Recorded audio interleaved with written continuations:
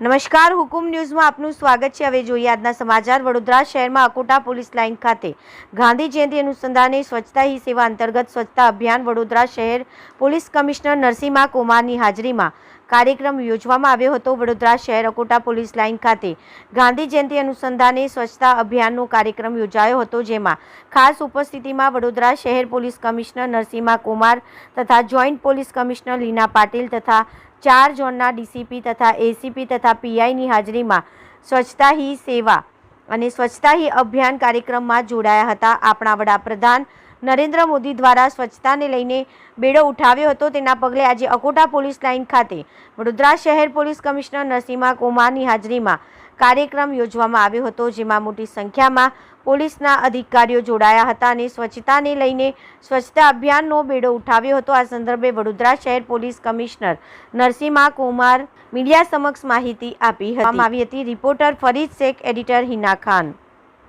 સમગ્ર દેશમાં 17 સપ્ટેમ્બરથી 2 ઓક્ટોબર સુધી સ્વચ્છતા હી સેવા અભિયાન અંતર્ગત દરેક વિસ્તારમાં, દરેક શહેરોમાં, દરેક ગામડાઓમાં આ પ્રકારનું એક સ્વચ્છતા અભિયાન ચલાવવામાં આવી રહ્યું છે।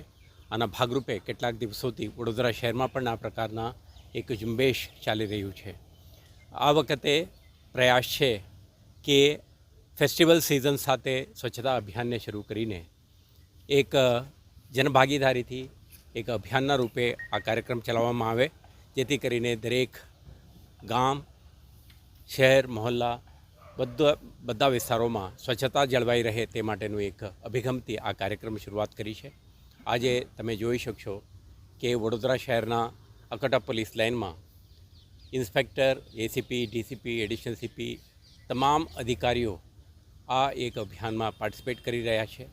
આપણા પ્રયાસ છે કે આ અભિયાન